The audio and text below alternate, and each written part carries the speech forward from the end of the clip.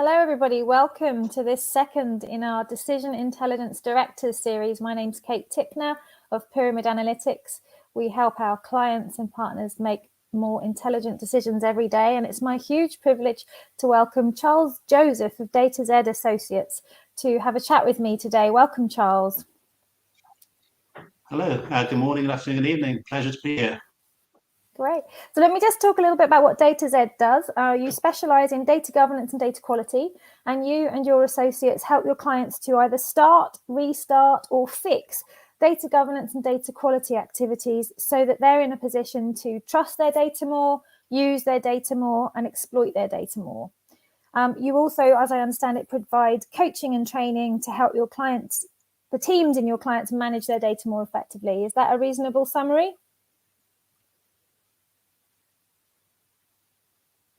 That's right. It's really about focusing in on that area of data governance and data quality. So rather than just trying to be all things to all people, it's saying there's a very specific challenge that firms have, and we will focus on that area and help you.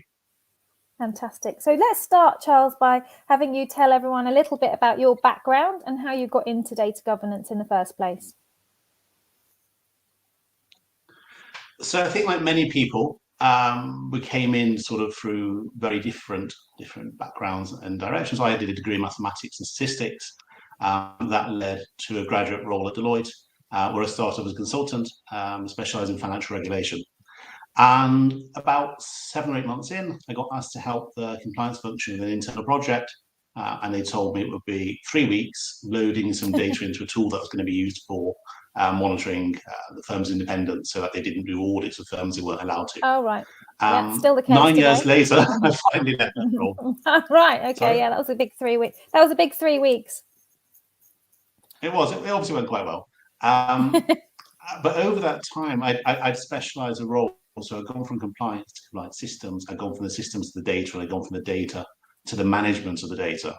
And although it wasn't like we called it back then, in reality, I'd probably become a master data manager in terms of looking at company names, identities from all over the world, corporate structures, working out which companies own other companies and how we link them together. So I kind of developed quite a strong niche in that area. A role then came up for me, moving sectors insurance market, a firm called Beazley, who wanted a data quality manager. I thought, good, I can do that. I know data and I can manage it and I'm good at quality. And that was revolving around what was in the new regulation of Solvency II, which for the first time for that sector put real requirements in place as to what you did with your data, where it is, who owns it, how you know it's any good, how you know it's good enough for the purpose of capital model or other areas. And so rapidly realised I knew nothing about that, and it was very much a sort of a learning curve as I went from what I thought was a data quality job into a genuine data quality and data governance job. Stayed there for about 6 years until 2017, and that was a point when I decided to go independent, and I've since had a fabulous time really sort of over those years working with a lot of firms, mostly in insurance, but around the sector. And it's just been beautiful to sort of be able to work with lots of different teams who've got different objectives, different goals, different ways of working. And so I've been able to add value by sharing that knowledge, and also gain a lot myself just by being around those organizations. So how did you decide to make the leap from being a full-time employee to being self-employed, Charles? How did you decide to do that? It is a massive leap, and it's not for everyone. And certainly a few people have asked me for advice. You need to be very cautious. I'd met a few contractors and consultants internally that I worked with, and also found a couple of good books. There was a David Mellor book called From Crew to Captain. There was also the Michael Gerb one, The E-Myth. And I read those about going solo, and then realised that it wasn't for me, and I wasn't ready to take on that level of risk and responsibility. And they went back on the shelf. And then a bit later on, they came out again, and I thought, no, still not for me. And then around kind of 2016 time into 17, that's when I thought, you know what, now I feel ready. And I think kind of the final leap was I was on paternity leave for one of my children. So I had that time at home to sort of think about what I really wanted, and then knew that I didn't want to go back to the same way of working. I wanted to do something different. So very soon after return to work, my notice went in. And then it was all systems go. So it was kind of a combination of a bit of research, timing, some kind of trigger, which was the paternity leave. Did you have any kind of backup plan? So one of the lessons I picked up was actually back in my Deloitte days, and when they promoted new partners, they used to put a little profile on the intranet and some advice. And sadly, I don't remember who said this, which is a shame because it was very important. I would like to thank that person. But they said it's the top tip was to have 6 to 9 months worth of your living costs, your money, available, whether it's a cash or near cash. The idea being that you can then take any opportunity that comes your way, whether it's travel, whether it's doing your own business, whatever it might be, knowing that you've got a backup, and if it's starting to go a bit wrong with a few months to go, you can always then get back into the workplace. So I made sure I had that set up, and then when I knew I had that safety net behind me, underneath me, then it was all go. And certainly the first week or two of, well, what am I going to do? I've got no work. I'm setting it up. I have nothing. It does get quite edgy, and then the first contract comes in, the first week comes in, and it ran from there. Okay, good. So let's talk a bit more about data governance. You know, if between us friends, it's not usually considered to be the exciting part of data management. So why did you go for data governance versus, say, something like analytics, which is usually considered to be the sort of the sexier bit, I guess? You're right. We are the non-glamorous cousin, and I think like many, we kind of probably fell into it rather than actively try. Certainly, as a maths undergrad, I'd never sort of thought, oh, with this degree, I can now go and become a data governance guru. But now that I am in it, what I realise is that it's very fundamental to anything you want to do. So if you want to do analytics, it's dependent on having good quality data. And for me, just to say the data's got to be good or right isn't good enough. You have to be able to understand, well, what data we're talking about. What do you mean by that data? How good does it need to be? I mean, if I'm a retailer and I want to know how many people the footfall into our stores, I don't need to know the individual person. To within 10 or 20,000 is probably absolutely fine. But if that same business wants to work out its tax bill, being a pound or two out could well be a big problem with the HMRC. So it's about understanding your data and knowing what level of care and attention it needs. Yeah, and I'm guessing that even the most exciting analytics project really isn't very exciting if you have to spend all of it cleaning data versus actually doing analysis. That's it, and it's the biggest single bugbear for data scientists and people in that field is they want to get on and do the value add, but actually anywhere at 70 to 80% of the time is just cleaning data. One of my clients, a big PLC insurer, had a Kaggle competition, and they were looking at trying to improve their predictive skills on vans that were in crashes. You know, a business owns a van, it might be in a crash, it sets business out as a big pay to sort of keep it going. And many people came up with models that were better than what they were using. And the guy who was best then did a series of blogs and wrote about how he did it. And the single biggest improvement to the model was cleaning the data. So he stopped worrying about the model and all the clever stuff and just said, I'm going to go back into the source data and get rid of all the junk. And that was actually what made the model the best of everybody in the world that had to go trying to build this model. Very interesting. Yeah, okay. That's what people tend to find. So then moving on to a little bit about what you see as the connection between data governance and decision intelligence. So for me, it comes in to answer the so what question. You want better data. Why? Well, presumably you want to do something with that data. If it's going to reduce costs, increase profit, or some sort of risk mitigation. But ultimately, it's about making decisions, because the leadership of an organization, whether it's a big firm, small firm, charity, even your own business, you want to make decisions and you want to have the right data underneath you. So it feels to me like my bit of the job is putting the right data at the right quality into the pot. But then it's and now what? And that's where I like Pyramid, because what that tool lets you do is take that good quality data and then analyze it extra and help you with that decision-making process. Okay. And I know you specialize a lot in the insurance space. So where do you particularly see the value of that within insurance? So insurance, compared to, say, other financial services, is what I call a fast follower. So it likes not to be pushing the bleeding edge, but coming with what's next. And there is a lot of data that insurers touch in terms of not only your personal, your profile and your risk and how you behave, but they can also look at other people's risks across the whole the marketplace.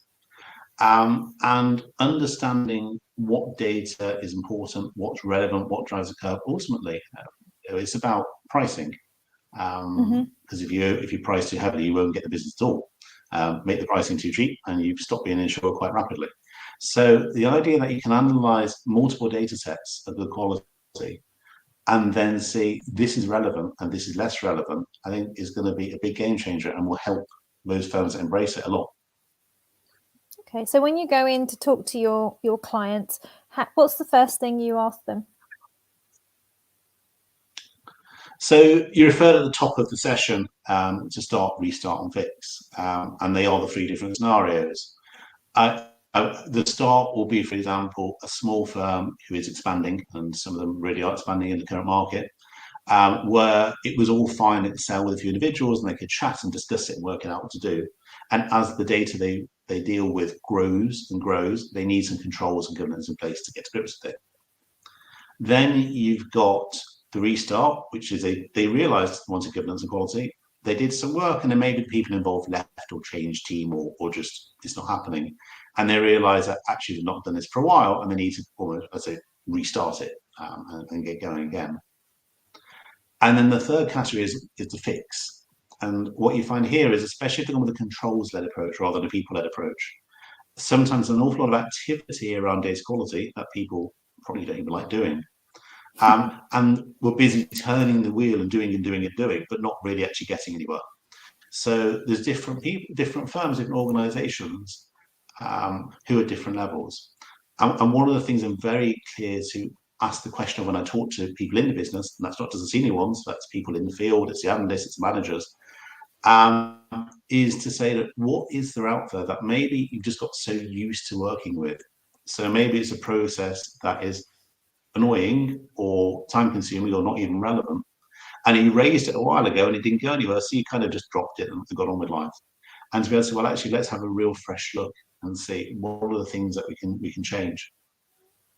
Okay, so that maybe having an Aladdin's lamp to see what they would do with it, I think you've mentioned in the past. It is. I do like my lamp, whether it's the genie with the wishes or my magic wand, and just to say that take away those constraints of what you think you ought to be doing or ought to be telling me, and just say that what would it be if you really could just have it the way you wanted it, and a lot of truth comes out that way. Great. Well, so we've got a couple of minutes left, and in that I would just like you to talk about, you're a big believer in the value of networks. Datazed Associates is a network, but you also run separate meetups. Could you talk a little bit about, what the value of that is, both for you and for your clients? So thank you. So Associates, I set up a bit after the original business because I realised that sometimes the client needed more than just me. And especially there are things which maybe I can dabble in but aren't my specialism, so to say, more on the data architecture side. And there's a lot of independent people out there who are incredibly good and experienced what they do, but maybe are less comfortable on the commercial side. So the model for Associates is that the client can deal with one company and have one statement of work, one engagement, one master services agreement, but then they get access to all the expertise in my proverbial little black book.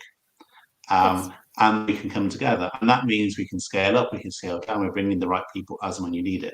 So it just creates a lot of flexibility, and I can limit that to people who know what they're doing. I'm not having to sort of throw in maybe sort of the raw graduates. The other side of it is the networking side, and I think it's very important. There's a lot of people at senior level get invited to the conferences and the sessions and the talks, but I found that there wasn't so much up there for the people who are still developing their careers in data management, whether they're analysts or whether they're managers or even senior managers, but they don't get a lot of chance to meet their peer group. And bringing them together is actually very eye-opening. We have the conversations, I organise them once a month or so. It lets people talk, chat and house rules. And often they're very surprised when they realise other people are doing exactly what they're doing with similar challenges, or maybe ones have met, or maybe ones have dealt with themselves. And it just really, I think, helps people develop their careers and their objectives at work. And as I understand it, anyone who's interested in those, or indeed receiving your newsletter, which goes out on a regular basis, can sign up for those on your website. That's right. So I've been writing for a couple of months now a weekly newsletter. So if you use datazed.co.uk, and we'll get the quality right. So it's DATAZED.co.uk, and from the website you can sign up. And yes, you can have more from me. And indeed, events that I do, whether it's monthly catch-ups, whether it's webinars, I might be doing some Ask Me Anything sessions, AMAs. So if you want to know about them, then while LinkedIn will be published there as well, but the people on the email will be the first to find out. Excellent. Well, in the time that I've known you, and we've got maybe 20 seconds left, I know you're a very sociable person as well. So outside of work, give us 15 or 20 seconds on what you like to do when you're not working, Charles. So life is dominated by family. I'm looking after 5 children, 4 boys and a girl, which requires massive diary coordination and sort of flipping between parties and football matches, both ones you watch and ones that people are playing in. And also you get to meet so many people through that. So someone, my oldest child is their youngest child, my youngest child is their oldest child age. So I actually get to meet so many people at different stages of life through that, which is entertaining.